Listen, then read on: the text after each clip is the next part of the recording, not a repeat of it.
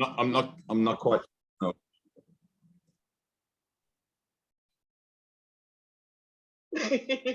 Got it. I've got my wrong glasses. Hang on. No, they're worse. Hey, what's going on? Welcome. How was Wednesday meeting? Wednesday? Our Wednesday? Oh, that Yeah. meeting with you?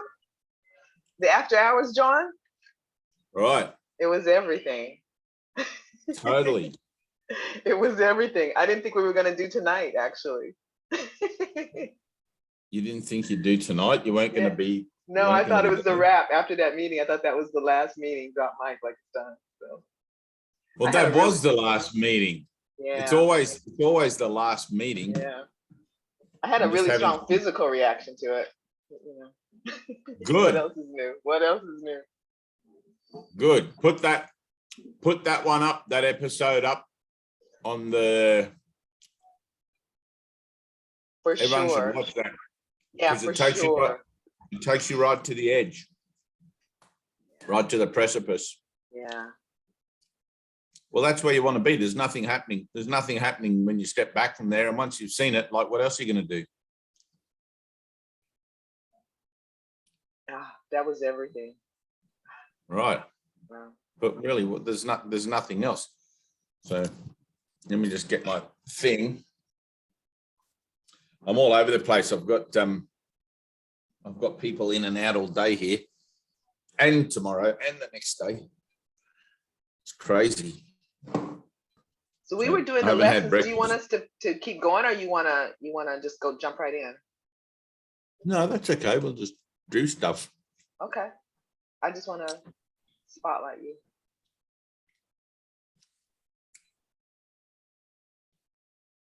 Just doing breakfast.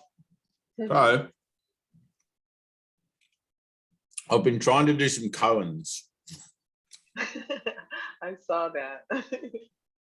Nobody gets my koans. I mean,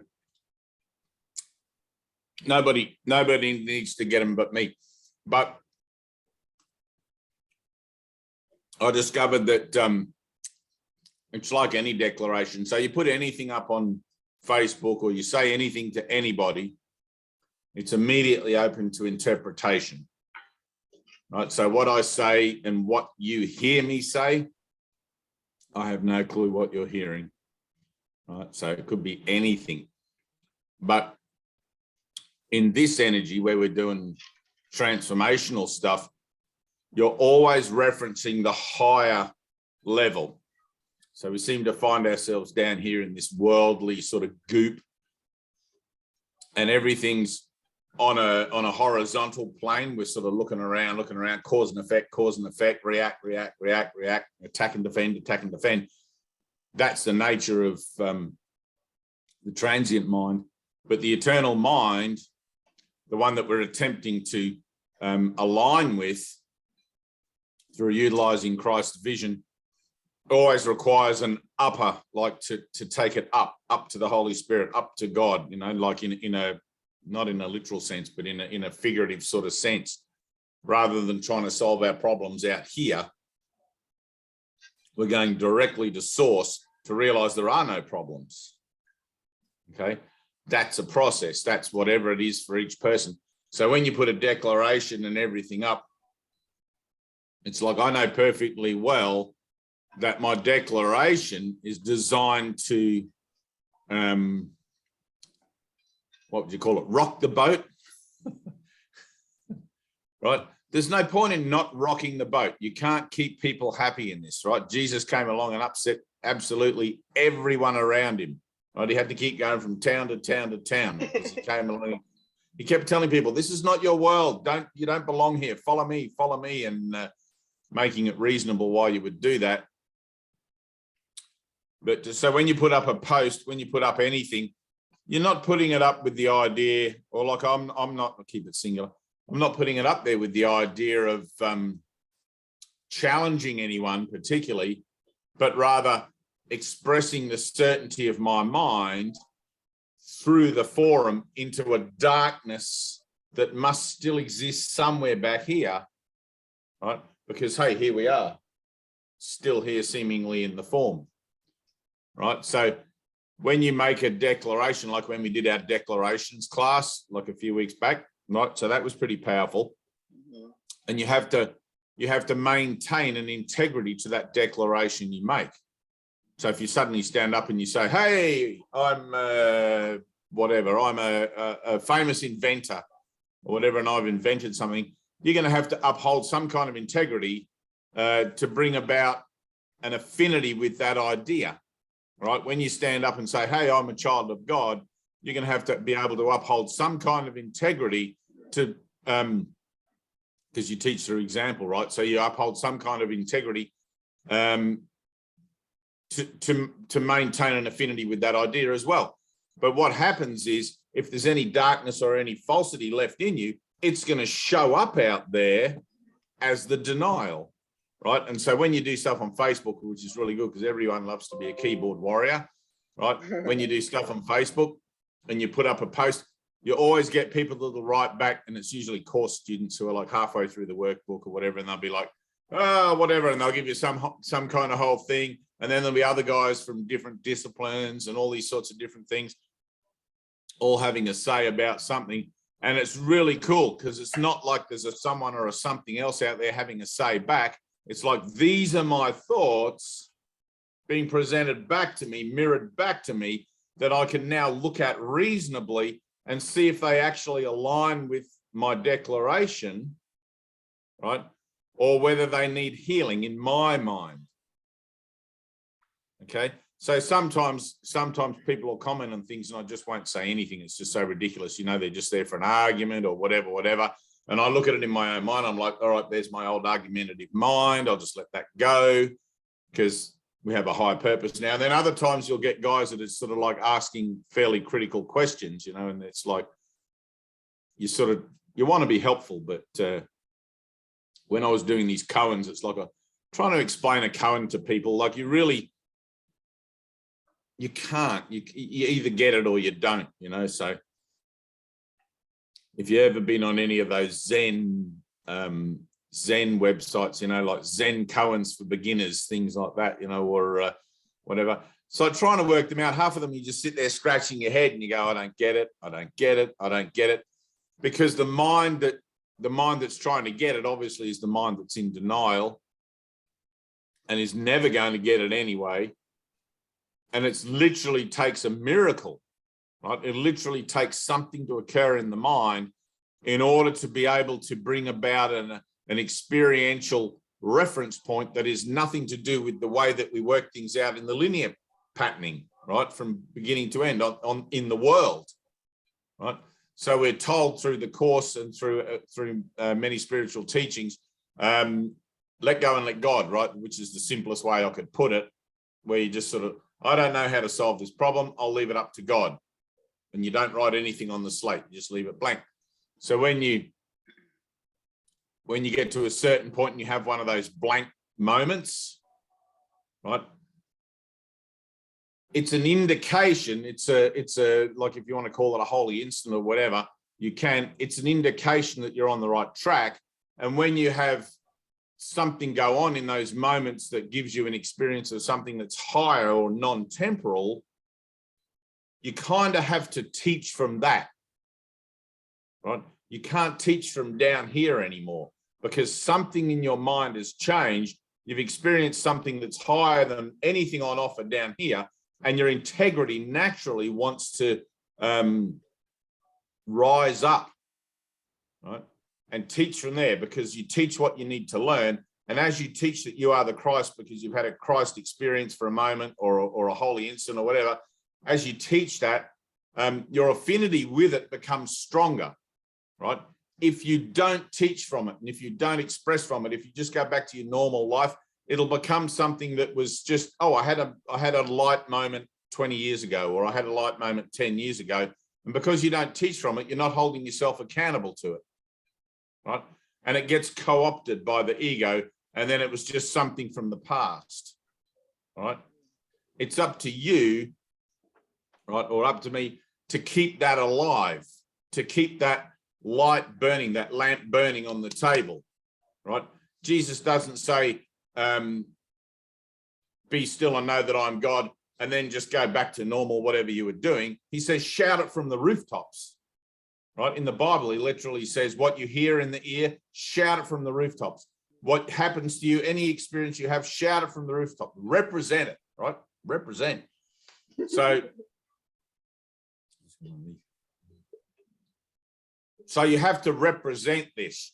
And as even if you haven't yet had an experience, a non-temporal experience, and you're just going through the workbook and you're seeing the little shifts in the relationships and the way you think and everything like that, you represent it from that point. All right. So your highest point of awareness of yourself, whether it be conceptual or experiential, is where you represent this from, right? One of my teachers, Greta, used to always tell me, you represent this from the doneness, from the overness, right? All the world's a dream in which we've already passed through all of its machinations, looking back on it at a certain point where we seem to be entertaining it, but with a new purpose, okay? And extending into that place, into that darkness, into that idea of the residue of time and space, the certainty of our mind that it already is over, two, it's an illusion, a dream from which we've woken, and three, that you're in the process of awakening from it as we speak. It's not sequential, it's all happening at the same time. If you could take a hollow tube and you look at the history of the earth inside that hollow tube from caveman to whatever we're going to be in 1,000 years from now, and turn it on end and look at the whole tube all at one thing, you just see this kaleidoscope of stuff, you know, going off to almost forever. It wouldn't look like an alpha and omega. It'd look like whoop, all happening now, right? All happening now. So we stand here and we declare that in the now, right? I stand here and I declare in the now that there is no world. It's a dream. It's an illusion from which I've already awoken. You were there with me. And it's like a lighthouse, you know, you just stand there and then whatever can hear it at that level hears it and joins you in it. But most people sort of walk around trying to work out what the hell you're saying, because to them, the world's still incredibly realistic, right? And so don't be concerned about those ones. Don't be concerned about trying to convince people or whatever. It's just like, just stand up and represent it. It's like we had a guy the other day, and one of the other brothers that's here was talking with him, and he's been in and out of mental health all the time, where they're trying to process him, get him on medication and take his life away from him, basically. And when Dean was talking with him, he said, I'm the center of the universe. He said, everything revolves around me somehow. He couldn't work it out, but he goes, I know I'm the middle of the universe and everything else is just an idea about myself or something revolving around me. And when he tries to tell them that in the psych ward, they're like, oh yeah, you've been on drugs, something's happened to you, we'll medicate that, right? Rather than, let's use that experience now as your operating point. Let's use that experience of you being the center of everything as your actual operating point. It's the highest experience you've got. It doesn't make any sense to climb a mountain, get to the top and see the whole view and then go back down to the bottom and just, you know, talk about, I wonder what it looks like up there. It's like, what's the point? That's delusional. You know, when you have an experience, you have to represent it, but don't expect anyone to understand you. So I was having a crack at doing some koans. And I don't know if it's just that some of the guys that are on my page, you know, I've never done koans before, I don't know, but I thought they were pretty tricky, you know, like they were good ones. And I was looking at them on a higher level, like there's no such thing as a koan, you know, there's no world, there's no koans, there's no nothing. And then of course you get those comments that it's like, there was a couple that sort of triggered me a bit, and I had to go, oh my God, am I even going to bother with this or not? Or I'll just let it go. I'll just let it go. And I kept letting it go. But there was a few good ones where I felt like when you express something and somebody hears it, you actually join in that hearing. Like when you guys are reading this 20-minute book in the thing, and someone's reading it and you hear them connect with it for a second, you're like, wow, they really connected with that. I heard them kind of like there's something going on, because you're tuning into that subtle sort of frequency. It makes you feel good.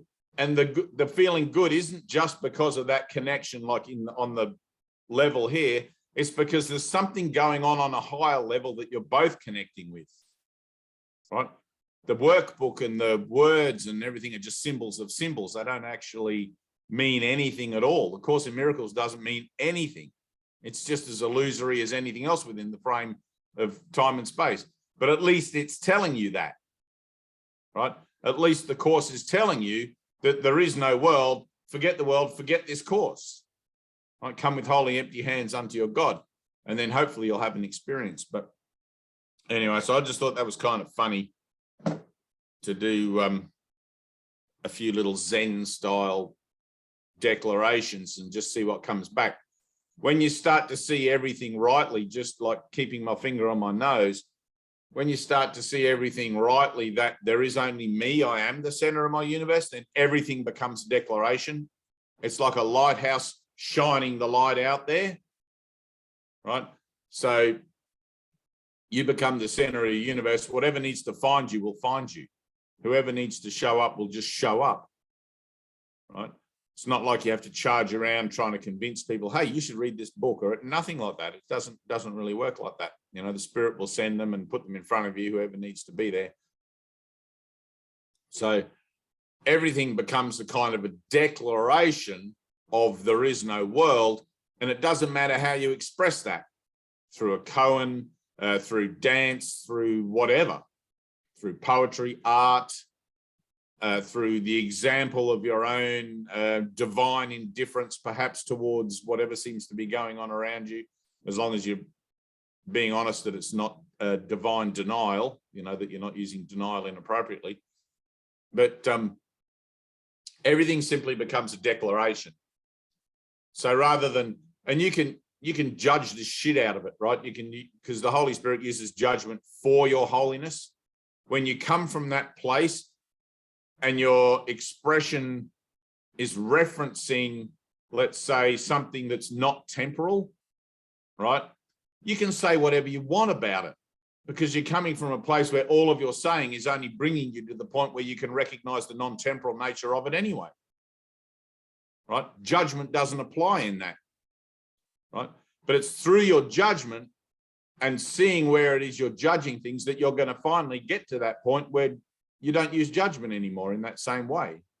You start to judge for holiness yourself, right? So you start to judge for the holiness of your brothers rather than where you think they're at in their own spiritual transformation, or what they should or shouldn't be doing, what books they should be reading, all that sort of thing. That, you know, because the ego mind comes from the worldly reference where it likes to judge everyone and everything in the world according to what it thinks everyone should be doing. And then when you go into a spiritual reference, it likes to use the same potential in judgment. More people should be doing it this way and that way and all these sorts of things, right? Rather than just letting it flow. And so all your judgments kind of get used to bring you to the place where judgment has no purpose, right? Even in your declarations, right? So I make a declaration, and to me, it's like, imagine Jesus, and Jesus is going around giving his parables and everything, and some seeds are going to be caught up in, you know, which in the weeds and choked, and some will fall by the wayside, and some will find fertile soil. And it's like, I guess because we live in a very, what would you call it? You know, everybody, you can't say things, everyone gets offended, right? Everybody gets offended these days. So if Jesus lived today and taught that, I'm sure there would be a load of spiritual people who go, Jesus, that's judgment, right? And they'd miss the whole point of the parable, You shouldn't be judging those people that can't hear you, and you shouldn't be judging that, you know, and like you seem to be only patting on the back the ones that actually hear what you're saying and not giving credence to the other ones. And it's like, of course he is. Of course he is, because it's trying to make a reference for where it is you have to be in your own way, in your own state of mind, in order to be able to facilitate the shift in consciousness that you need, right? It makes no sense. You can't say two words together out of your mouth that aren't a judgment, because they're based on an idea of one concept and another concept in order to try and communicate something, right? So like in the Course, Jesus says, let your words reflect mercy. That's about as best as you can hope for. And don't expect to be welcomed in for that either. You know, prophets never welcome in their own home, and wherever you go, people are going to be rolling their eyeballs and what the hell, this person's crazy. Don't be concerned about the reflections coming back, right? You wouldn't react at all to figures in a dream unless you actually knew you were dreaming. And it's like, regardless of the fact that it's going to be a reflection of your own thinking anyway, they're still just figures in a dream. Your brother is not a body, right? You're learning to bring yourself to that place where you can avail yourself of the experience of the vision that shows you the truth of your brother and therefore yourself. Okay. If you cow down or whatever to the images in the dream because they tell you things that are spiritual and whatever, and oh, you're this and you're that and you're this and you're that, then you're not standing in your own light, right? There is nothing that occurs by mistake, including your own expression, right? Including your own expression. Everything is God, including you seemingly making mistakes, right? Including you seemingly believing you're a body in time and space. God is everything. God knows not of the body, not of the world and all of that, but it's inclusive, right? You've got to include everything in. You have to accept the world exactly as it is, with all your lumps and bumps and everything, because as above, so below, there is only the will of God. Down here, the will of God exists in potential in the world, exists in potential as an idea of outcomes. We always look at things and it's like, well, what's going to be the outcome? What's going to be the outcome? Which seems to be an ability for us to have some kind of free will, right?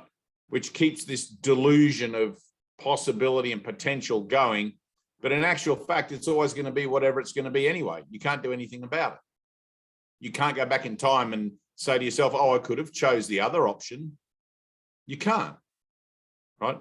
Everything is the will of God. In this place, that looks like teaching and learning, right?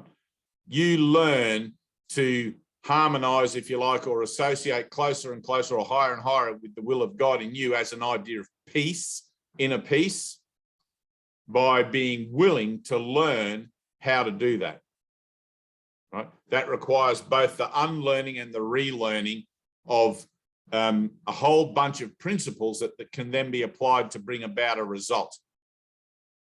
Okay, if the result you're getting doesn't bring you more peace, you're not applying it properly. Either that or you're kidding yourself about wanting to apply it. Does that make sense? So when you make a declaration, like we did in our class the other week, when you stand up and you say, I'm whole and perfect as God created me, or I'm not a body, whatever, you're referencing a non-temporal identity. You're referencing your truth, and you're expressing that out into the forum of the world where it exists solely to crush truth, solely to blot it out and obliterate it. Okay. So your purpose then as a light in the darkness is not to defend yourself against what comes back. I'm going to declare that I'm whole and perfect. And then your next door neighbor or someone you know, they're going to be, oh, don't be so arrogant. Nobody here is perfect, you know, whatever. All of that sort of stuff. It'll be whatever it is, right? You'll get to a point where I guess because you're expecting there's going to be splashback from your declarations, right? But because you're expecting it also, you're looking for your trigger in it, right? You're looking for that thing that makes you want to defend your declaration, right? Now, a child of God needs no defense. You make your declaration, I'm whole and perfect, and someone calls you arrogant or whatever, you don't defend yourself. The whole and perfect don't need to defend themselves. What are you going to defend yourself against? An illusion? Something that's not that? What kind of arrogance would it be to defend yourself against a perspective of yourself that God himself knows you as? Right? It would be total arrogance. It would be like sitting at the bottom of the mountain pretending that you don't know again. Right? Which is why when you have a shift, when you have a moment, it doesn't matter how profound or whatever it is, you know something occurred in your mind that wasn't of your own making. You know that something happened, whether you saw a flash of light, you started hearing the voice, you had a full epiphany, a revelation, it doesn't really matter, right? You have to represent that.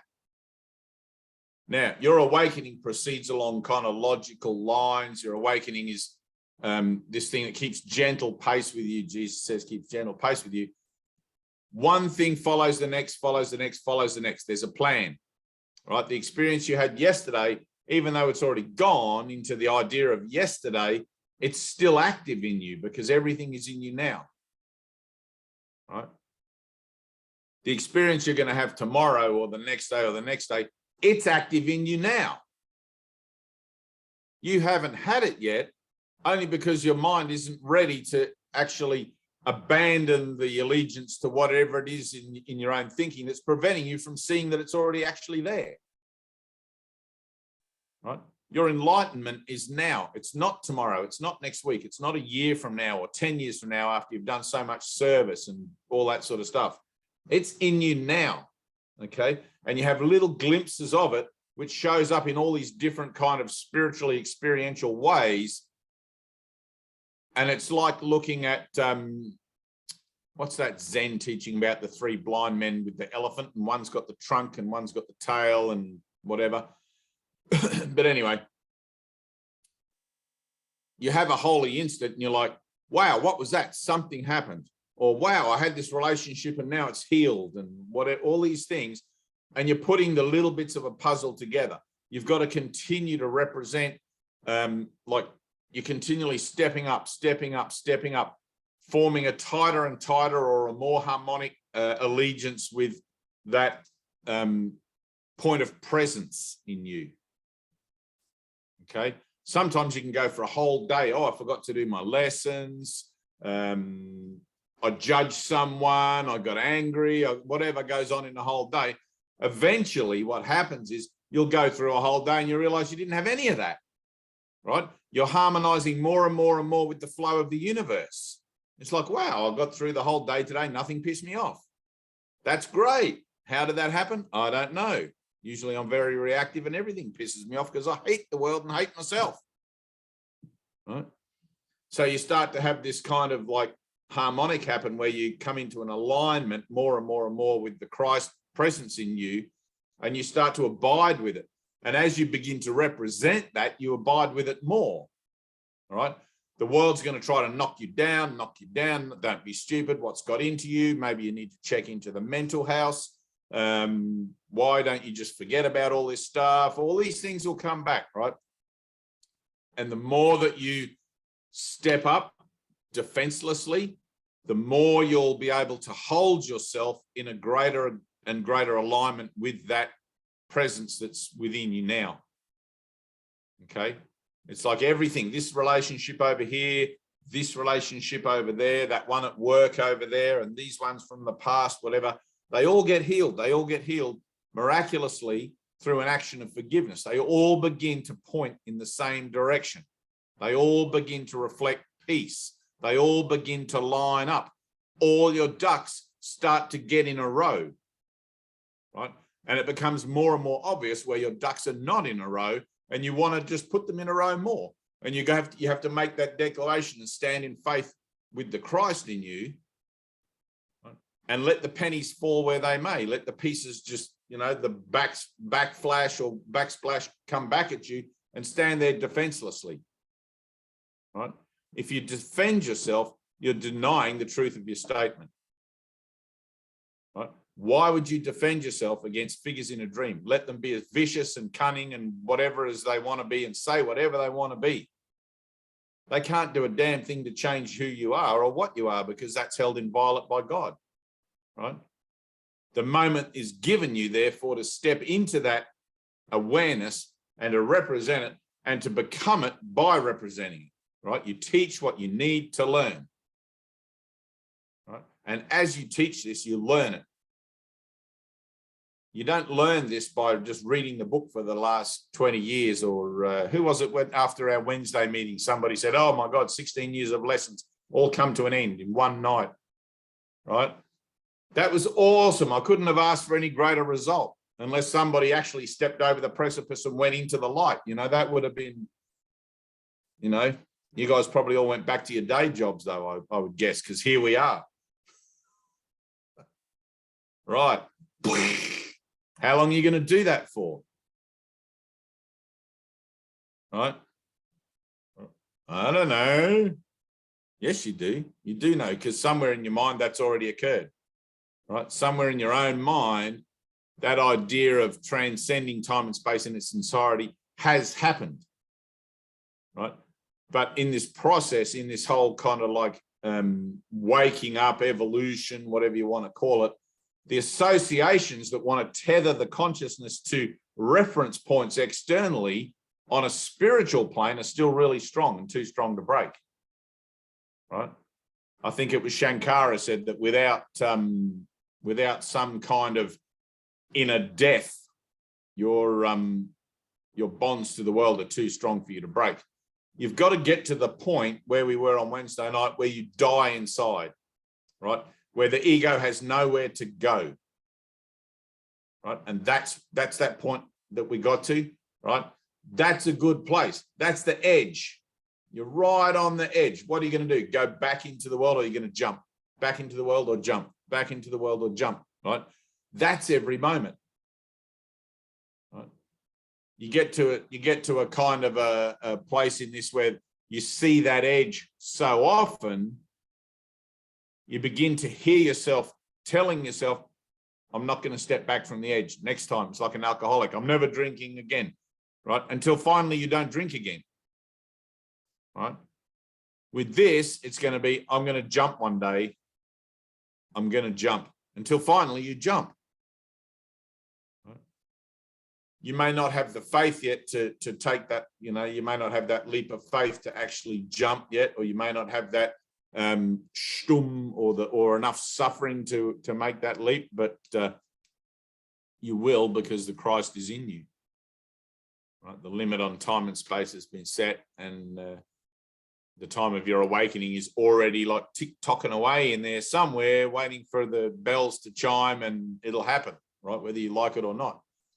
I'm just telling you what that's going to look like in a moment, because you're going to be brought to the edge for that to occur, right? There'll be this kind of confrontation with the paradox where you either surrender to it or you try to defend yourself from it. That's the only choice you ever have. That's all that's ever going on in all of time and space. I'm either saying yes to God or not yet God. Yes to God or not yet God. Meanwhile, tick-tock, tick-tock, tick-tock, my avatar is getting older and wrinklier and whatever, and my ability to use it could be like up at any tick of the clock. I really don't know, right? No man knows, and the kingdom of heaven waits for no man, and all of that sort of stuff. But that's all you're ever looking at. Yes or not yet. Yes or not yet. Yes or not yet. Right? And you have to hear that again and again and again. Oh, I have a little wagtail bird. Let me show you my friend here. Oh, he flew away. He's on the other side. I don't know if you can see him up there. No. He's on the other. Oh, there he is. Look. He's just there at the tip of my finger. Little teeny tiny wagtail bird. Whoop, gone. There's a whole family of them out there, and sometimes I'll throw sesame seeds and other things. They don't eat it, but I keep doing it anyway. Don't ask me why. I'm probably crazy. So making declarations is incredibly helpful, right? You're declaring and you're defenseless, and then you forgive yourself for what triggers you. Declaring, defenselessness, forgive yourself for what triggers you. It's like throwing a rock in a pond, but the pond doesn't belong to you. You've got no right to throw the rock. That's the way the world would have you believe in it, right? But throw the rock anyway. See the ripples. Let the ripples go out. You make the declaration, those ripples go out, they'll hit the bank, and then they'll come back, right? How long it takes them to come back is how far away you know the bank is. If you're sitting there all day waiting for the ripples, you know they're going to come back, right? They can't just go on forever because time and space is limited. So you make your declaration, there is no world, right? And with all your heart and soul, there is no world. It's just a dream, whatever, right? It's got to be non-temporal, and then that's going to come back at you somehow as karma. How dare you say something like that in the world? And the next thing you know, they'll be like, oh, that guy's crazy, or somebody's been smoking too much of that green stuff, or, you know, there'll be something, right? Everything here is cause and effect. Everything here is cause and effect. You want the effect, right? The effect is valuable to you. Don't defend yourself against it. If people come back to you saying, you're crazy, it's like, yes, I'm crazy. You're insane. Yes, I'm insane. I'm all of it here. I'm all of it. I'm the good, the bad, and the ugly. Okay? In this world, there's no such thing really as sane, other than that you've included yourself in as every kind of parameter of experience or identity here, right? Only then can you be said to be sane, when you've accepted yourself as everything. Until then, it's denial, denial, denial, denial, right? In this world, my sanity is the embracement of my insanity, right? Jesus says every word that comes from your mouth is a lie. Let me accept that every word and every thought that manifests every word is a lie. I must be crazy, right? Now, the resistance against realizing the depth of that craziness, right? It's totally nuts, right? But you get to a place where you say, compared to what? Totally nuts compared to what? Because you don't have a reference point for sanity until you have an experience of something other than what the world offers you. Does that make sense?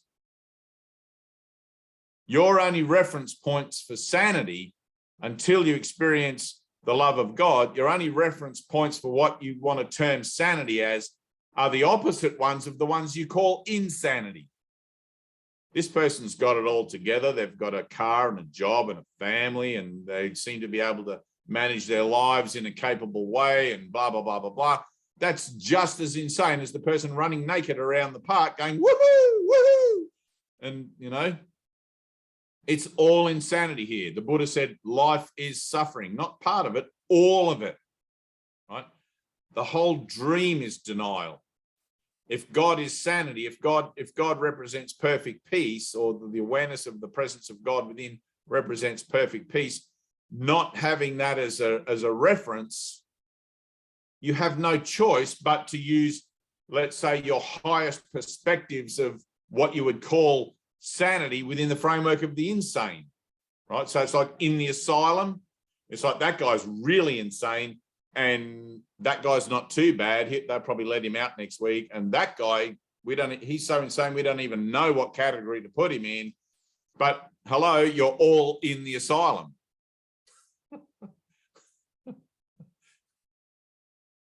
We're all here, right? So when something comes back at you, you declare your perfection, and someone says you're an absolute batshit crazy, whatever, and they will, right? You got to get to that ugly stuff at the bottom. They will. Don't defend yourself. Just say yes, but know that that's not the truth of you, right? Jesus says, accept the world as it is, but know that it's not your reality, right? For a moment, we're going to play out this whole drama of salvation and look at it from a different perspective with a new purpose, right? But I don't think anyone's got an invisible rocket ship where we can just get away from it entirely. So let's embrace it as it is and deal with it as it is, but know that it's not our reality, knowing that it's an illusion. It's a dream, right? That makes it tolerable, right? And if you've ever been in a really, really downward spiral, mental downward spiral, you know that finding something that's tolerable is like an oasis in the desert. Like even the hope of something tolerable is like an oasis in the desert. So the idea that you even have forgiveness and you can learn how to apply it properly is like an oasis in your mind. It's like, oh, thank God, I've got this thing called forgiveness. I've realized that I'm totally batshit crazy. Like all of my thinking is meaningless, right? Not just the stuff that I think is crazy, but even my good stuff, it's meaningless. It has no, right? I need forgiveness, right? I don't know how to apply that. I don't know how to put it into practice because I've got all these level confusion going on. Well, I don't really need forgiveness because I'm a child of God. What am I supposed to really forgive? That doesn't get you out of where you find yourself, right? It doesn't get you out of where you find yourself in the conundrum. It's like, well, okay, obviously I still do need forgiveness. Right? I'm beset by illusions of guilt, illusions of suffering, illusions of insanity. Let me apply an illusion of forgiveness, right, to bring about an illusion of a moment of shift and change in my mind within the framework of the illusion that's going to bring me back to a different reference point in the illusion where I'm more peaceful, right? It's still a dream, but it's a happier dream, right? It's still in the world, but it's a forgiven world. It's like, right? You can put your feet up for a minute. It's like, I don't want to go outside my front door ever again, right? Consciously. I don't want to get out there ever again, out into that crazy place out there, but it's not out there, it's in here, right? So when you make your declaration, I'm whole and perfect. I don't care what the world says, I'm whole and perfect, and don't defend yourself. It's going to bring up whatever's in here that still needs to be forgiven. Okay? But you need to be vigilant for it. You need to be aware of it. If you make a declaration, I'm whole and perfect, or I am as God created me, as long as it's not of the world, you make that declaration, forgot you've made it, people are going to come up to you telling you you're batshit crazy and you're going to want to defend yourself again. You've missed the opportunity, right? Literally the opportunity to transcend the level that you're at now to bring about a higher level experience is don't defend yourself. Let it happen, okay? And when you don't defend yourself against what comes back, you'll feel inside this upwelling, right? If it's really embarrassing or whatever, you'll feel inside this upwelling where you want to say something to that person. I just want to grab you by the neck and choke the shit out of you. You've been so rude to me and whatever, or I want to, buddy, you know, like you'll feel all this emotionality coming up, right? Don't defend yourself against that emotionality and don't externalize it onto someone or something else. Simply allow it to come up and have the release of it. Okay? Allow it to come up and have the release of it. Like when we draw our circle and we step into our circle and whatever we're thinking of, that person that we have a grievance or whatever, and we let it go.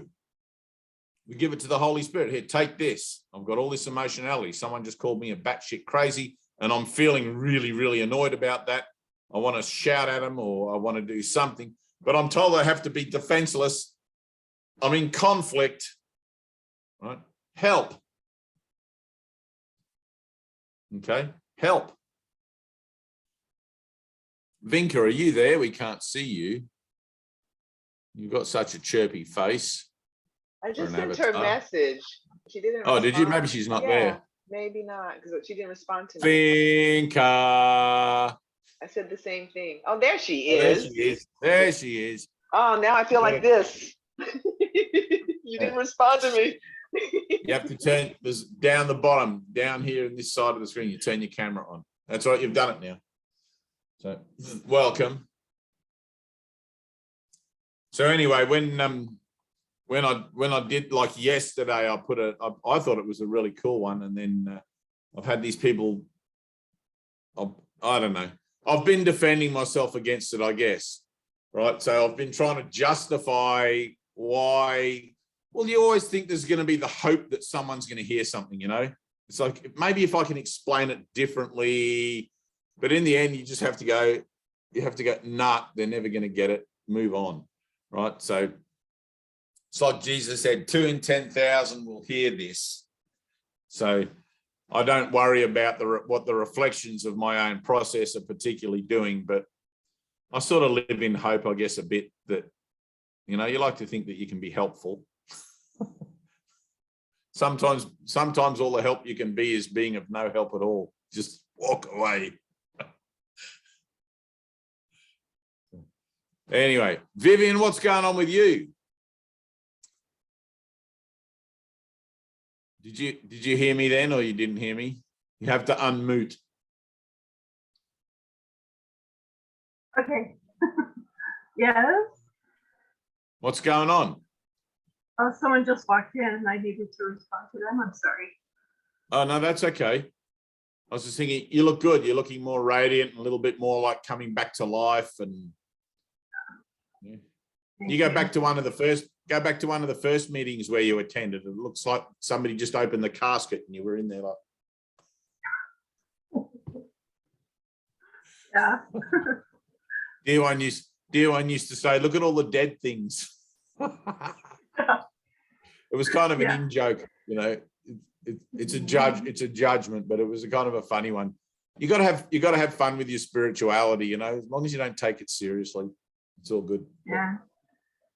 So you're all happy? I have taken it seriously.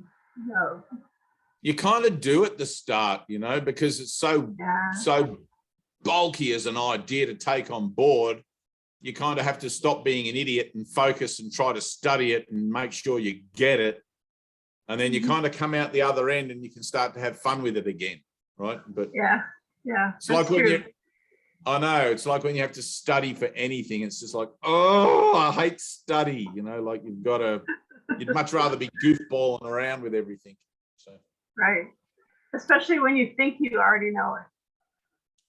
Oh yeah. First there is a mountain, then there is no mountain, then there is. Have you heard that song by Donovan? Yeah. The only thing to know is what you are. That's it. All the concepts and everything else, forget about it. I've had a few good meltdowns, you know, like where you, I don't know if you've had, I'll just say like, as if you know what I'm talking about, but I used to go around and around teaching, right? Or we'd call it teaching, holding little 3-day workshops and introductions to the course all around the country. And we'd put on we'd go to the next little town, put on an event, you know, we'd advertise and put a thing in the paper, A Course in Miracles, free for anyone, whatever. And people would just turn up, and for most people, it'd be the first time they've ever heard of the course. So it was really nice just to be able to put that out.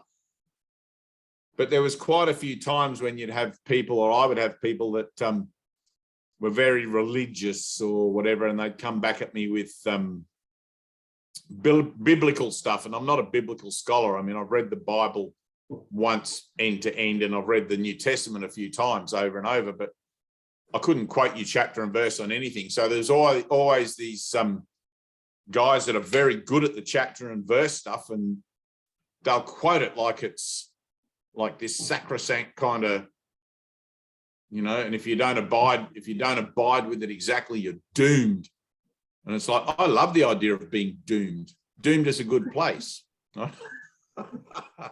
It's more honest. It's more honest than trying to pretend something like some kind of spiritual premise where I'm not really sure.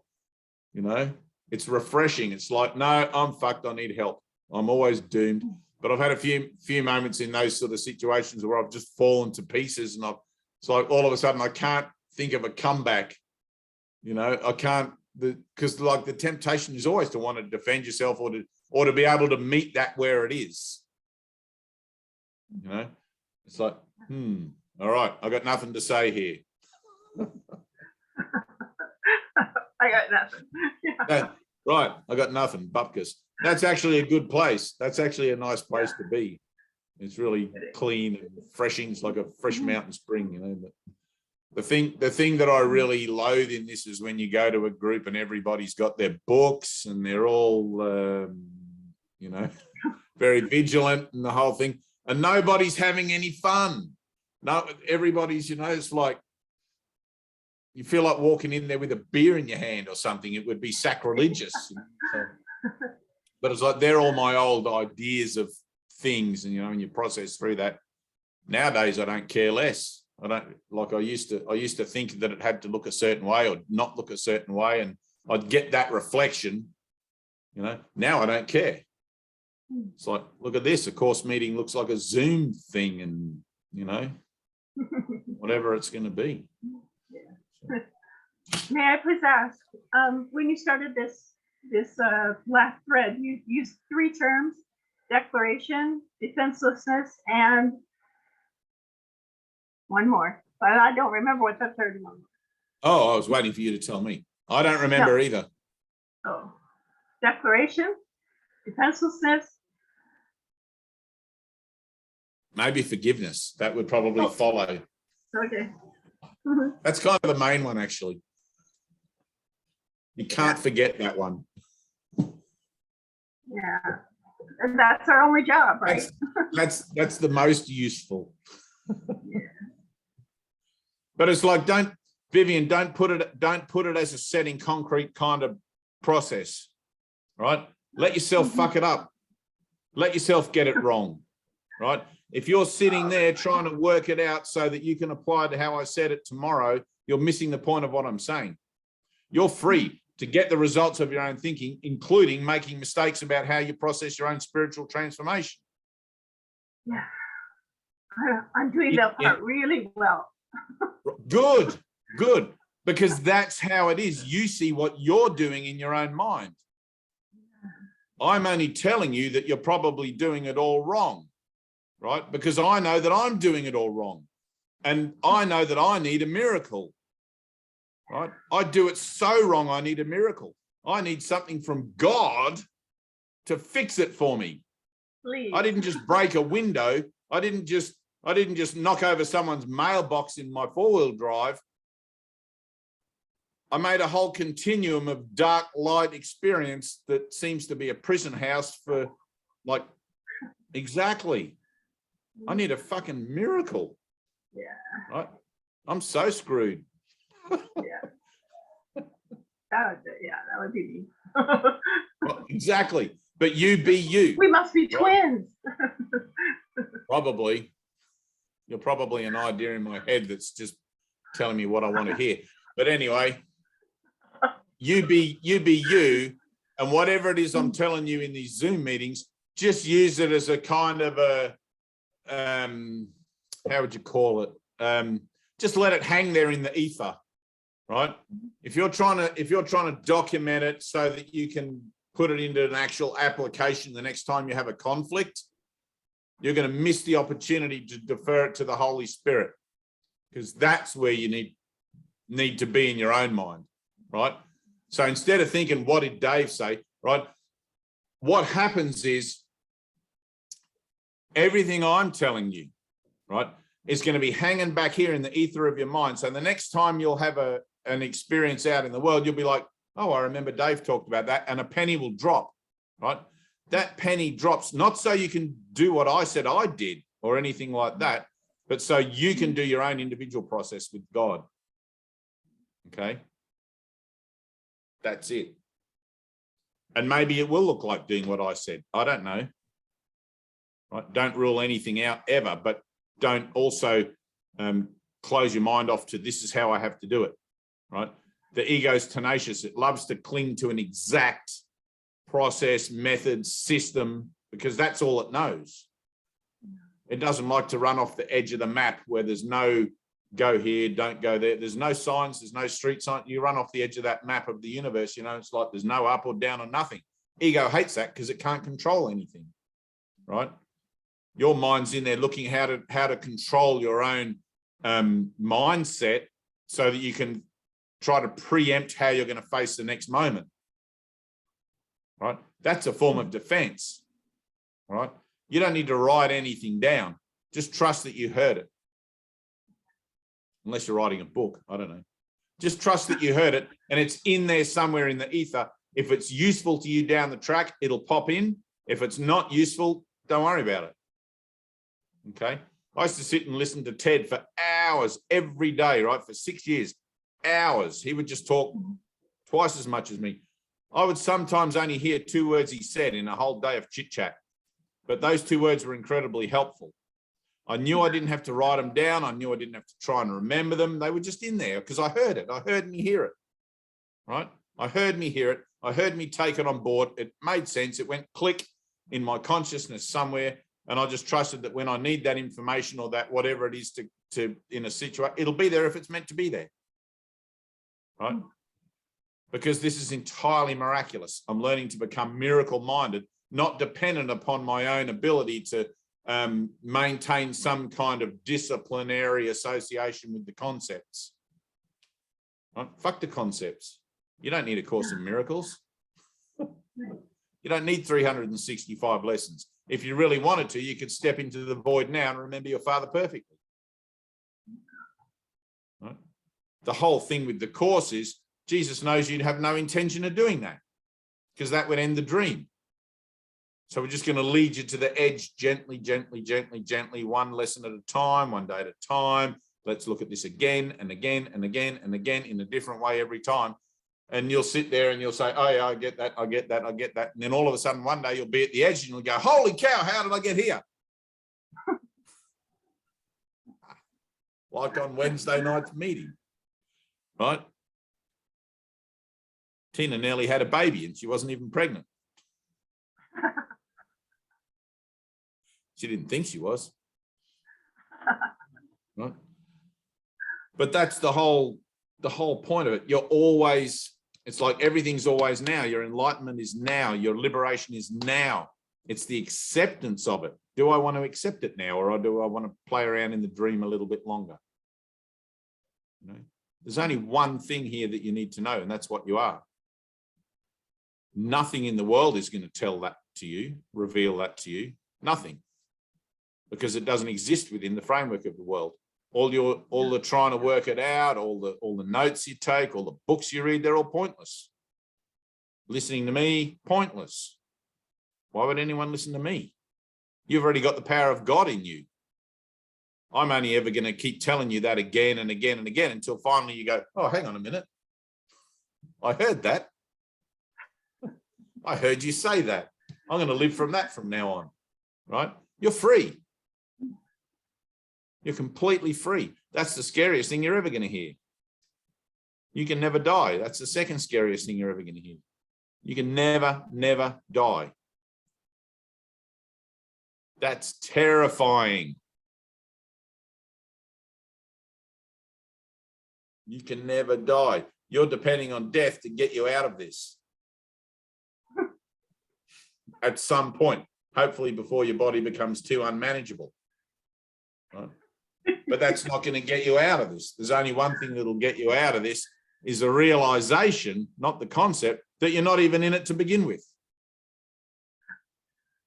Right? Which is your awakening.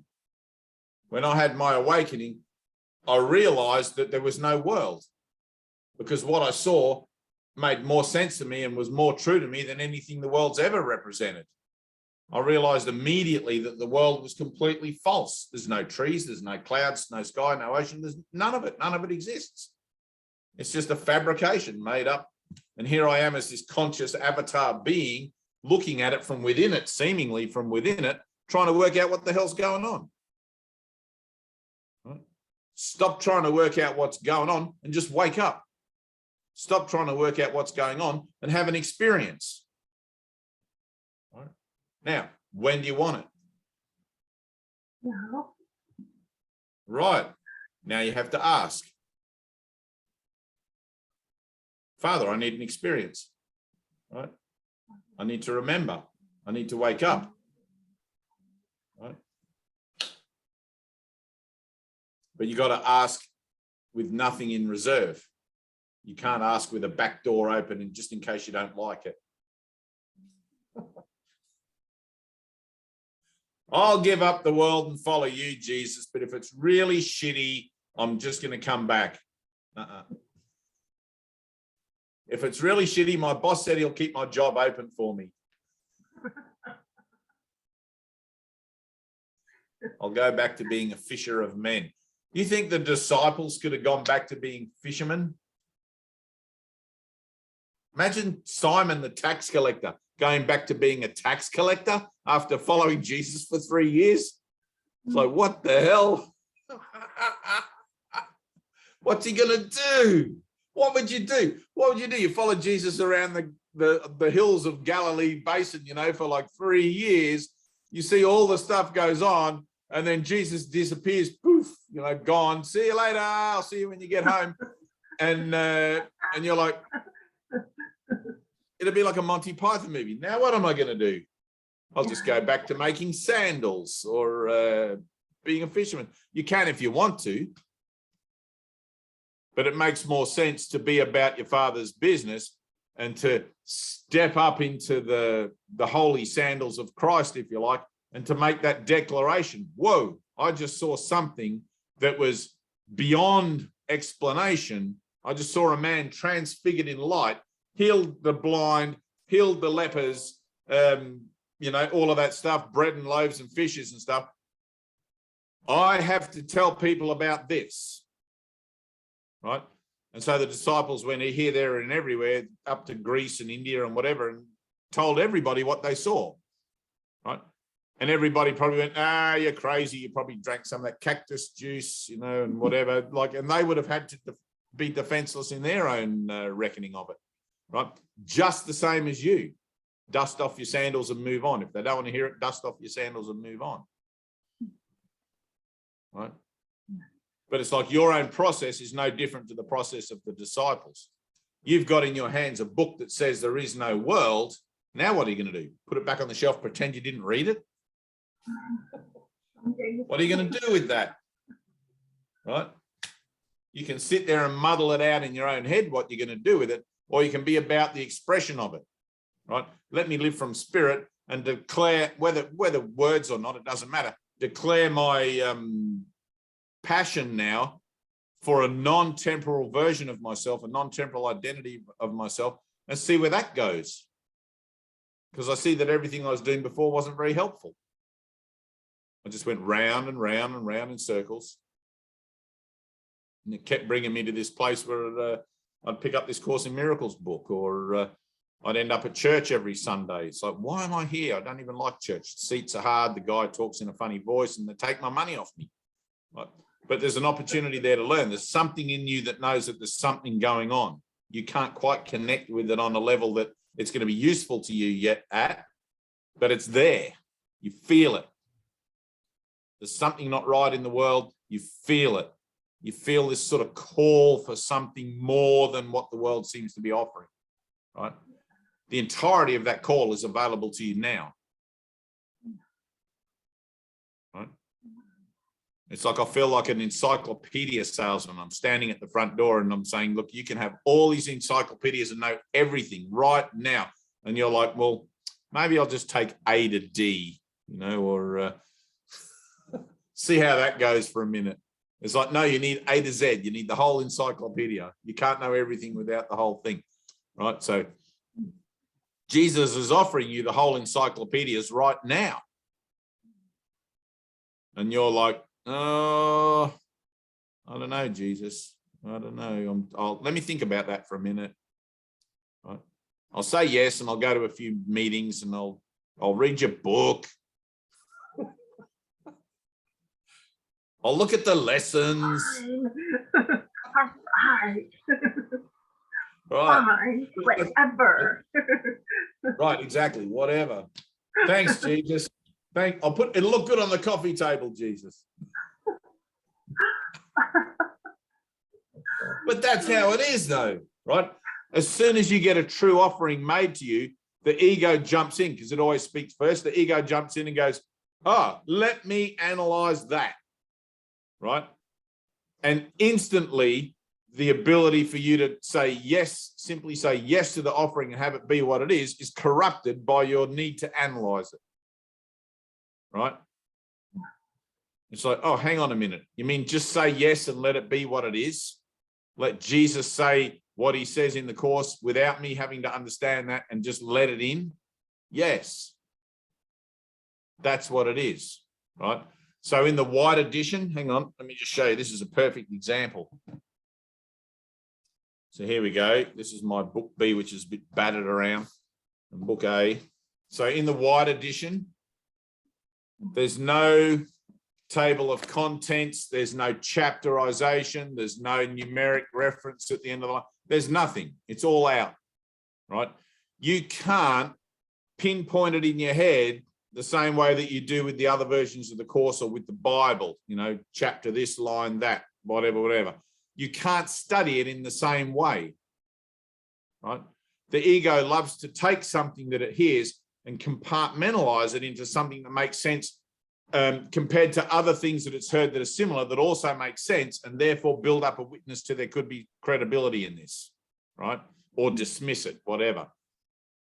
Right. So when you're reading the white edition, you'd be like, oh, I read something, right? And unless you actually went and got a paper mark, a bookmark and put it in there, you'd have trouble finding it again. There are not even any page numbers. It's like a document. You're reading the document in exactly the same way as if you were standing on the hill. Right. I know, it's terrible. What, you couldn't do that because you're a pen and paper person, right? Yeah. Imagine if you're standing there, Jesus goes up to the mountain and he starts doing the Beatitudes, you know, and whatever, and you're there with your pen and paper. You're actually missing, right? You're actually missing what he's saying by doing that. Yeah. Right? You're converting what he's saying into symbols in your own mind and then externalizing it again for a reference in the future, right? That's all ego. Those guys that were listening there on the mountain, they're all standing there, you know, like 25,000 people, whatever it was. And Jesus is saying thing, you hear it when you hear it. It goes in, you hear it, and it's like, bam, it's like, woo, right? The Vivian that you think you are that's doing the Course in Miracles isn't the Vivian that wakes up. You simply cease to exist because you don't exist now, right? So all the note-taking and the study, I mean, in a certain sense, you have to overlearn this to learn it, but all of that note-taking and stuff, it's actually denying what it is that you're hearing. And you say to me, what was that thing you said? Right? As if you didn't hear it. You wouldn't be able to ask me the question unless you heard it. You just have to trust that it's in there somewhere. You heard me say a thing. I'm following Jesus. I heard Jesus give a speech on the top of the mountain about blessed be the poor and blah, blah, blah. I don't remember the whole thing, but I know I heard him say it. Right? The fact that I heard him say it means I've entered it into mind. I've entered it into the process here somewhere. When it needs to come up, it will, but I have to have faith that it will. I have to trust that it will, because this is a journey of miracle mindedness, not a journey of, hang on a minute, I wrote that down somewhere. Okay. Can you hear that? Yeah. It's very different. I'm not telling you don't write it down. I'm just saying that that's not going to avail you any benefit. Okay. Yeah. Life is in the moment. Right? Life is in the moment. Your salvation is in the moment. It's here and now. Okay? Don't document it. Don't take selfies. Don't take photographs of what the here and the now is. Just appreciate it.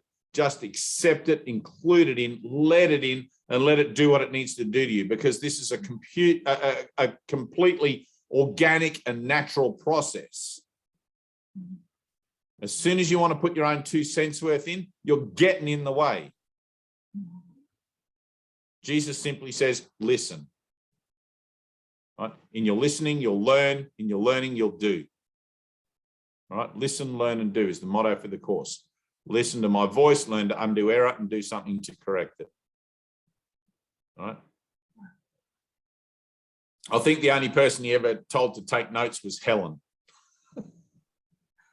If you've ever seen the story of A Course in Miracles with Helen and Bill and Ken and Judith Scutch and all of that in it, and right at the beginning when Helen's talking about when she first started to hear the voice, and she heard, "This is the Course in Miracles. Please take notes." Right? That's the only time Jesus has ever told anyone to take notes. The rest of the time, simply listen. Just let it in, let it happen. It's organic, it flows, okay? You have to trust the process. I mean, if you want to take notes, but, you know, or you can trust me that there's something going on that if you don't take notes for a second, maybe something else will happen, you know? And everyone's got their own particular way they take notes. You don't have to have pencil and paper. I mean, it's mental, right? The whole thing, the pencil and paper is just a physical externalization of what you're actually doing in your head, right? So God is now. Oh.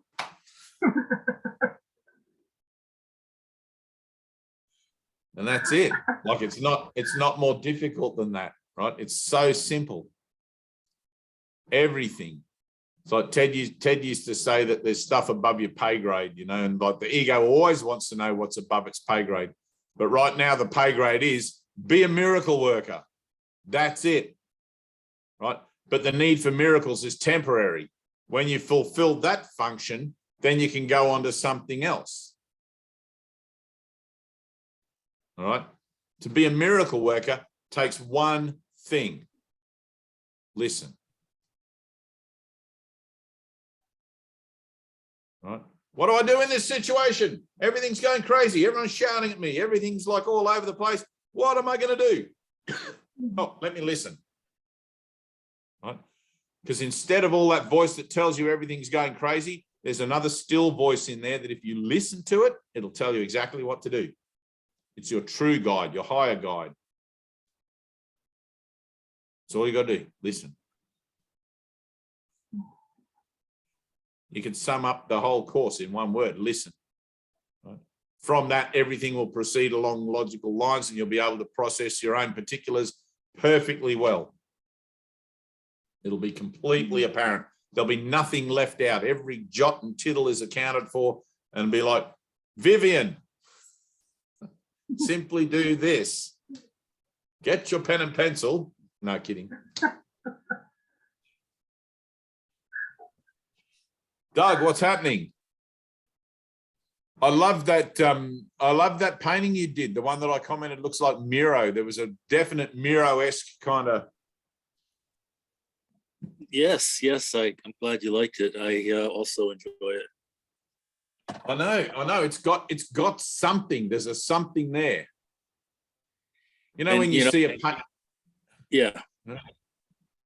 You see a painting sometimes in an art gallery or whatever, and it'll just like, bam, it'll just hit you, and there's something there, and you can't pick it. You just like, right. I felt what you felt when you put it on the paper. I'm guessing that's, you know.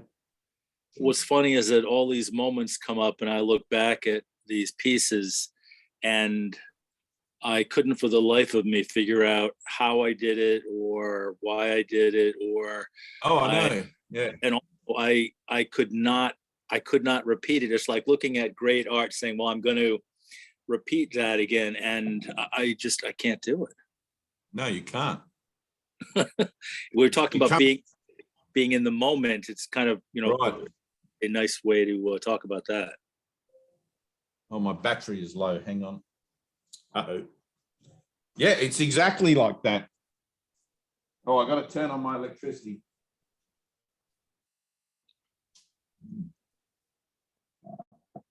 You know, the idea too that I'm not even that person that I was when I did it, you know, that's also true. Right. Yeah. Right. I know. Everything's in a constant state of change. Right. It's like, and the next thing, you know how some artists, and they have a particular style, and you can tell who they are by their work and whatever.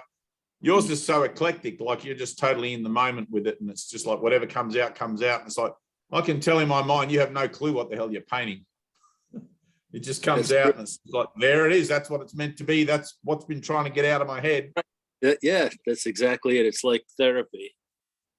Yeah, it's cool. I saw it. I saw the therapy there. I'm like, that's awesome. I really loved it. So Yeah, I was looking at it today and thinking, gee, I'd like to be able to do something like that myself. You know, I'd like to be able to do what that guy did. Yeah, forget that. Just do the next one. Right. The other dream I've been having is that I would like to be able to continue to help people. So I made a new brochure. You saw a little bit of it online there, although it wasn't the actual brochure. It was a outline of it. And declaration. Yeah, and so I've got a dream, and I've had it throughout my life. I remember actually having it's funny, talk about declarations. Here we go. I remember sitting under a birdberry bush when I was about 4. And I remember all the turmoil somehow, the conflicts going on. I sat under it, and I can see myself there. And I said to myself, I am going to help people whenever I can. And so the dream I have now with the new brochure is that I can continue to help people. Right. And it's a beautiful dream, whether it happens or not. I mean, I've done it before. Whether it happens or not, I have no idea, but it is a lovely dream. That's good. It's the healer's dream. It's like it's totally in alignment with your own process. Yeah. Just go for it. You just got to remember to do this. Right. Yeah. Oh, I know. There's no one out there to heal. Right. Well, I realize that I look forward to healing myself with the work. Right. That's exactly it. Physician, heal thyself. Yeah, I missed that. That's so I'm good. glad coming back around again. Have a read of let's open the psychotherapy purpose and practice, I think it's called, or the psychotherapy and prayer purpose and practice. It was originally released as the little green supplement to the course. It was only like a thin little book, maybe 100 pages, I don't know. But I was just looking if I have a copy there, but I don't. It's specifically written for guys that want to set themselves up as like formal kind of healers, you know, in a capacity where people can come and specifically for that purpose. It's really cool. And the other book that I really like for things like that is, I know I've mentioned it before, Joel Goldsmith, The Infinite Way, where he talks about his life as a healer. It's just like, holy cow, that guy was onto it. So, and that's pre the course, like totally pre the course. So, no, that's good, Doug. Thanks for that. Thanks for doing that. Yes. I love the healing arts, you know, even you go to the hospital and the nurses and the doctors and everybody there, it's like somewhere in their heart, you know, they've felt the call to be a healer somewhere, and they've been sort of channeled into whatever's most useful for them at their particular crossroads of where they're at in life and all of that sort of stuff. So when I go to the hospital or a doctor's clinic or anything like that, which is pretty rare, but when I go there, I always feel like I'm in really good company, like like-minded company. And you'd be surprised how many nurses, really more than doctors, but how many nurses are actually open to the idea of the mentalism of disease. Mm-hmm. You know, manifesting it in the mind and stuff like that. It's really cool, and you can have some really nice conversations, but with yourself.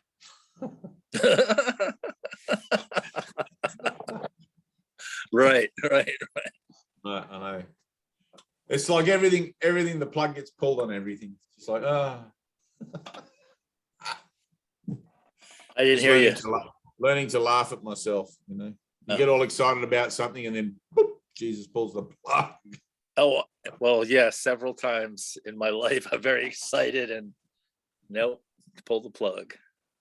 I know. It's like, I get it.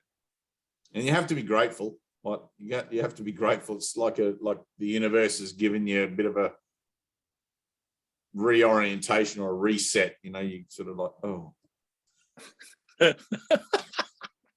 Yeah, like, oh, okay. There's always that, like, I've never had a moment of change without there being some kind of like, where you see it and you see what you're doing, and then all of a sudden you see the alternative, and it's like, why didn't I see that a year ago? Or, you know. Absolutely. What's happening, Pam? Now look at the comfy couch you're on. Look at the big pillows. It is a nice couch. Hi. Hi. This has been a wonderful evening. Thank you. I'm glad. Well, I've been a course facilitator for a few years, and it's wonderful to be out of control. Awesome. To turn over control. It is awesome. As you said, to sit back and listen. It was reminding me of the old CB radio calling for help. And you turn on your CD and you go, help, help, help, help, help. But the thing was, I had to remember to let go. Right. Because, right, I was always holding the mic. It's like I'm always holding the mic. Blah, blah, blah, blah, blah, blah. And now I can let go. Yes. Listen. Thank you. Yeah, thank you. I've been enjoying this. And I have canaries, so now and then they burst into song. Oh, nice.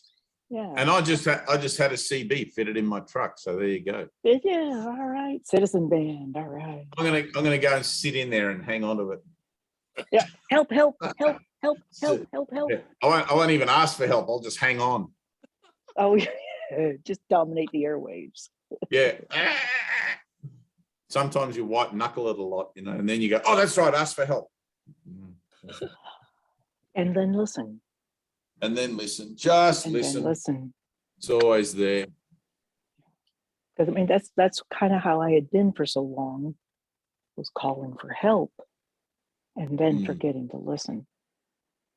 Yep. Yeah. Easy to do. It's like the help mind is that manic mind. It's like help, help, help, and then let's decide what the help's going to look like. Yes, yes. Right. I'll go and see the doctor for my problem, and when they write me a prescription, I'll tell him what I want. Right. Yes. Right. Yeah. Vivian's gone dark. Vinca, we're in the V's. Oh, Bethleen's a B. She's an early one. Where are you? Are you still in your caravan? Yeah, I'm in my caravan. I'm watching my horse out the window.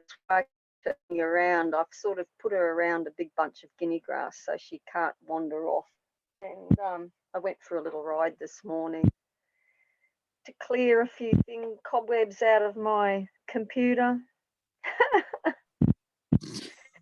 And it was interesting listening to what you were saying, because actually it answered a lot of questions that have been coming up again, you know, the usual stuff. What on earth am I doing in this dream? What am I doing in this dream? And yeah, very interesting. I have no answer. Every day. I have no answers.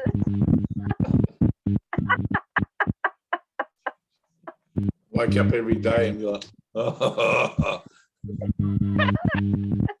Whatever. Yeah. Cool.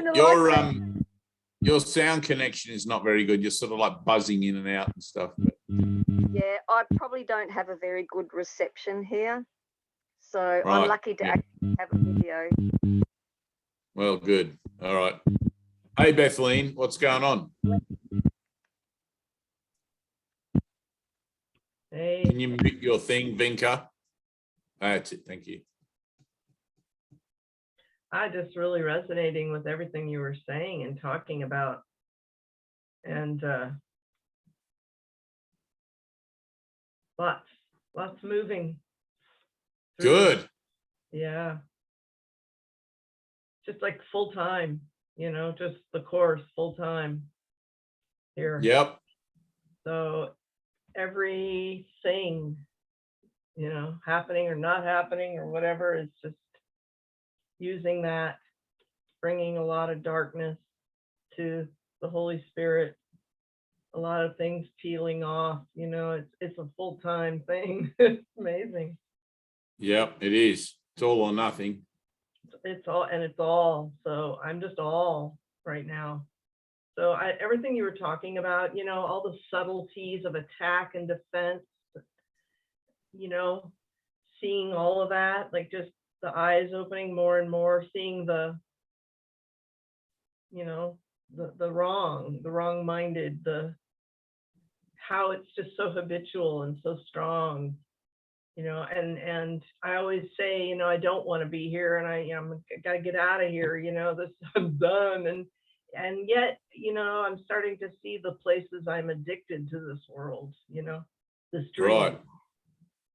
You know, how you think, no, I don't want anything to do, but you find yourself drawn in and buying in, and then it's like, oh, look at that, you know. So a lot of subtleties, I think, that I'm kind of working with all the time now, and not just so subtle too. Yeah, just make sure you take it up.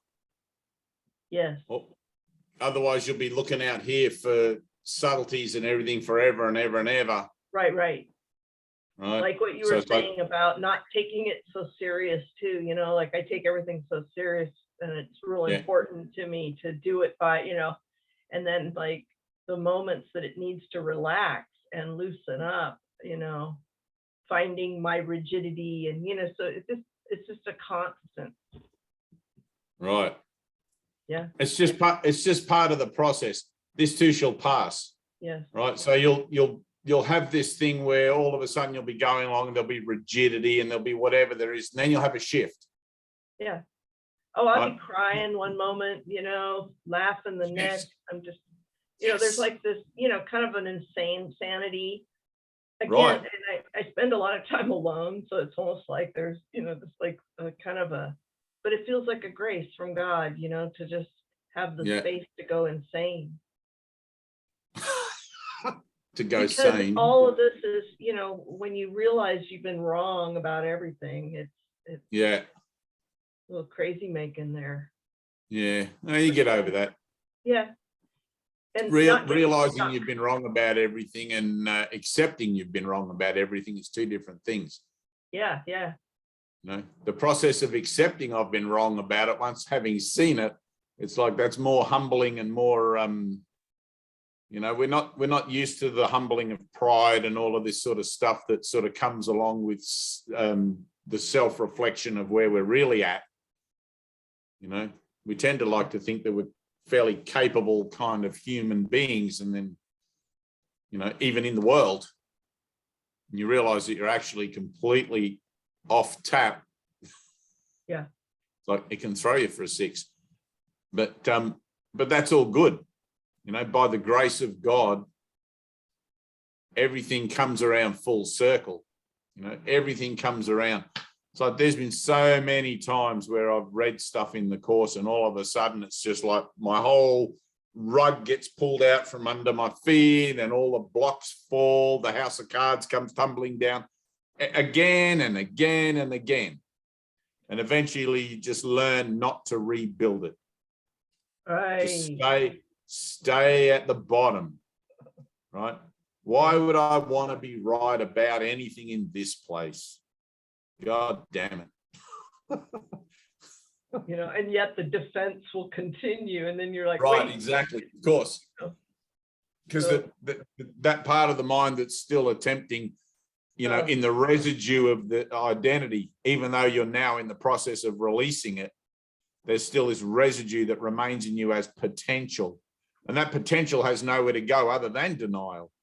Right. The ego has no clue what's outside of its own framework. No. The highest level the ego can reach is the spiritual teacher or the guru or the buddy enlightened mind or whatever that, you know. Beyond that, no clue. You know? The realm of the senses, that's all it's got. So don't be discouraged by the pulling of the rug from under your feet. Be grateful for it. You know, but it takes a moment. That's what I'm right. learning. Yeah, it takes a minute to learn to be grateful for it, because prior to that, we've defended ourselves against it so ardently. So painful. Maintaining face, you know, like Chinese people have this whole culture of face. I don't know if you're familiar with Chinese culture, but yeah, they maintain face. If you catch a Chinaman out in a lie, right, you never call them out on it because they would lose face. You have to find another way to make the lie believable, but let them know that you know it's a lie. You know what? It's so bizarre. It's so strange how it operates. Right? Otherwise, they won't do business with you. They'll tell you all the tall tales and the whole thing like that, and you just have to nod and smile and say yes. Right? It's much like salvation. But if somebody in China tells you something and you don't believe it, you can't tell them that can't be right or you don't believe it. You have to find another way to allow them to maintain face or keep face whilst you let them know that, you know, you let them know that you know. So. Yep, like a little like that. Yeah, it is like that. It's a lot like that. It's bizarre. So, but bizarre compared to what? Who knows? I don't know. Exactly. Good. So we're all good? Tina? Yeah. Oh, go on. Yes. Go on. Yeah. All good. Overall, yep. Me? You look far too happy. I'm really good.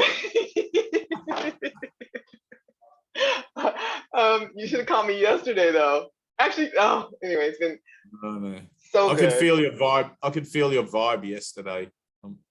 It was good though. A couple of things. No, it wasn't good.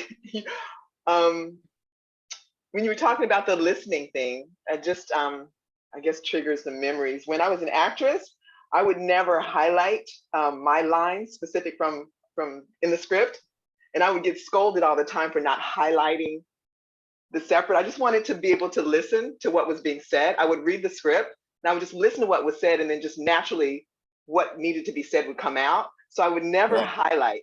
And it was just interesting when you talking about that, about listening. And when I was a waitress, while I was an actress, I would never write down orders. And I would try to, and I used it, the ego, of course, to impress people. So I'd have like a table of 10 people, and I would just have them give me the order. And I would just listen to what everyone was saying. And I would be able to, more times than not, like be able to put the entire order in. But I would just do that sort of to impress them. But that whole like listening aspect was really cool to hear you talk about that. Yeah. But I want to talk to you about something else. When we did the Wednesday night meeting, I always hate those teachings when like the search is over. Right. I just hate that because I have no part in this. You know what I mean? It's like when they say, if you really wanted to hear when you say stuff like, when you really want to hear the Holy Spirit, then you'll hear the Holy Spirit. When you really are ready to wake up, then you know what I mean? It's like, oh, but how much more desire do I have to? Like, what are you talking about? What are you talking about? And then when it said that it's because you have this fear of God or fear of love, and I'm like, that's insane. I don't get that. And then my hands would have to be off of it, and I just have to be open for it. I hate that. I hate that. And it so disturbed me. I really felt physically like, what else is being asked of me? How much more? What do you want? And I had an experience. Someone was giving me so much love. Not like, like this body, giving this body love, but just like giving me so much love. And I was hearing this and then got very, very fucked up with it. Like, it was like,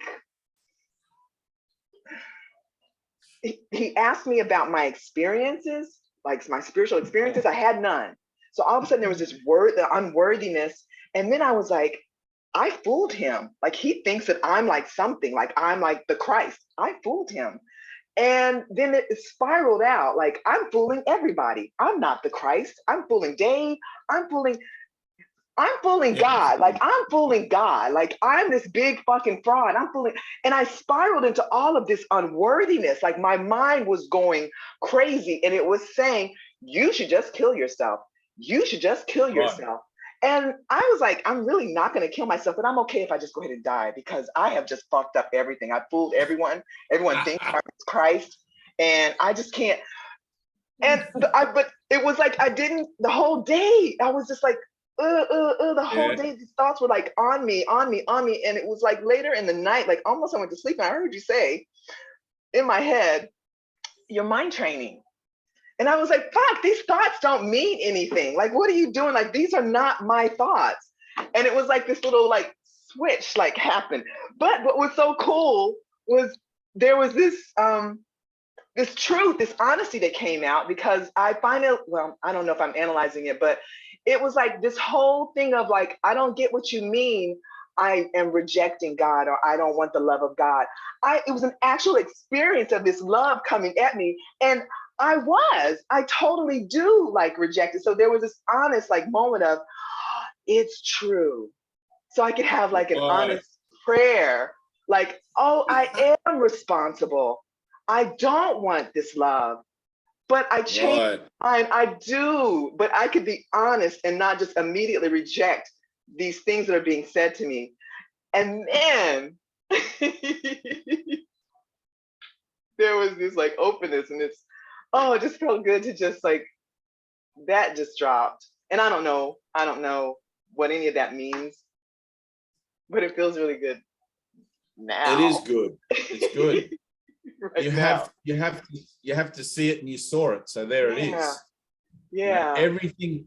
The funny thing is you can read the book and it's kind of like 1,100, 1,200 pages, whatever it is. You can read that book and you'll be like, I can relate to that bit, don't relate to that bit. I can relate to that bit, don't relate to that bit. Maybe he's talking about someone else and whatever. It's all relative to you, not as Tina, but as mind, as the mind that has total connection to the schism of separation as the idea and the potential contained within that idea. It's about you in the entirety of it. When Jesus says you don't want love, you don't want peace, which is the first block, the desire to get rid of peace, right? You don't want God. God would wreck everything, right? The desire to get rid of peace. Until you actually see yourself doing that, like you just did, it's like, oh my God, I was offered all the love in the universe and I rejected it. And it kept coming for me and the love didn't stop. Like it just kept coming for me. And I was like, I've totally like tricked this person. I'm fooling you right now. I'm such a liar. You know, but it was just, and I wasn't voicing these words. My body was, you know, doing all the things, but my mind was like, so yeah, I'm sorry. That's all right. They love you so much that they see through your bullshit and ignore it anyway. Oh my God. The only one who doesn't know what you're doing is you, right? It's like the joke's always on me. The joke's always on me. I'm the only one who doesn't hear what I'm saying. I'm the only one who doesn't know what I'm doing. I'm the only one who doesn't get it, right? There's nothing to get in that regard, but you know what I mean? It's like the buck stops here, always. If Jesus tells me I'm denying love and I haven't found that as my own experience, Jesus, maybe you mean that other guy over, you know, or then I'm missing the point. It's like he says to me, seek for the blocks and find them. Seek for the blocks and find them.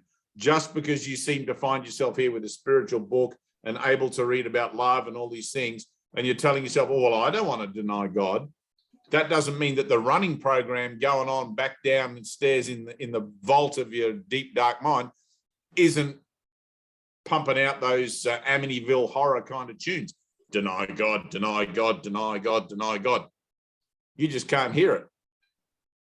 You're too busy up here on this superficial level, having these experiences on the worldly level where everything seems to be whatever you want it to be. And the running program down below is still going, fuck you, God, I'm out of here. I'm having my own world. Yeah, watch me do this, you know, and I'm the, you know. And then you find those moments. It takes for Jesus to come along and go, hey, Tina, you're denying God. And you're like, not me, Lord. Yeah, exactly. Right. It's like, oh, hang on a minute. I find myself seemingly with a body in a world that represents the denial its entirety. Why would I think I'm not in the denial or I'm not in denial? You know, it's crazy. But it was so good because yeah. I'm even like, I'm like Vivian, kind of like, I just want to be a good little student. I'm not that saying that about Vivian, but I want to be a good student. So, okay, when I hear these things, I'm like, okay, I'll just accept it, but not really. And I, you know, and I'm like, because if I did accept it, then I would hear the voice. If I did accept it, then I would wake up. Though. You know what I mean? Right. But I'm like, the whole thing. You ready? Here it is now. Yes. Okay. Ready? It's here. There. Now accept it. No, you missed it again. No, I didn't. Oh, no, I didn't. Oh. Well, that's good. I'm glad you didn't.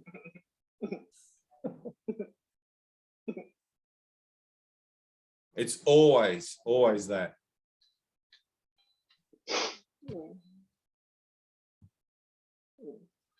Ready?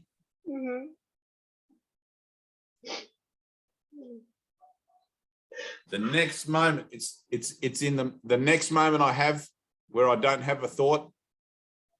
In the next moment that I leave it totally blank and just let the Holy Spirit abide there, boom, it's done.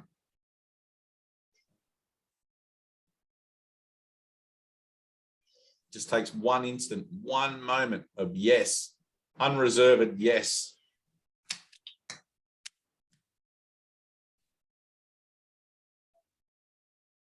Doug, you ready?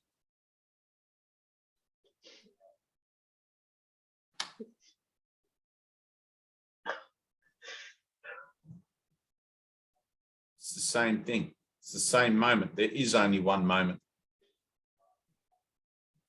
I used to have this CD years ago by this beautiful musician. His name's Tarshito. You can look him up online. He's got an online presence. Tarshito, Tarshito. And I met him at the marketplace in Byron Bay. And he was playing this big wooden flute. And it was beautiful. I could hear it all across the markets. And I went over and I'm standing there and listening to him. And he sold me a CD. I can't remember, maybe he gave it to me, but anyway, I ended up with this CD of his and it was called One Moment. And it went for like 47 minutes.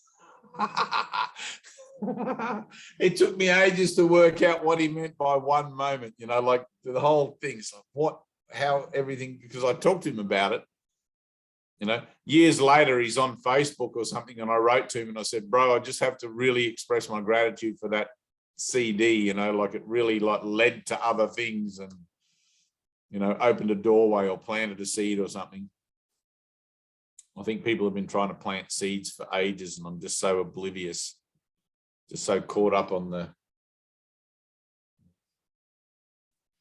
anywho. Well, I'm glad. That's good.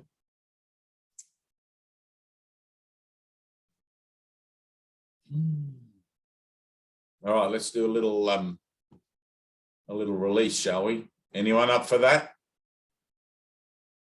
Vinka? Feeling it? Feeling it? You got to kind of feel it. You got to, you know. It's like just because we're in a Zoom meeting doesn't mean it's a ritualistic religious observance that we have to do something. It's like it's just got to kind of flow. We just let it flow. So I don't really have anything. Doug, you want to take the reins?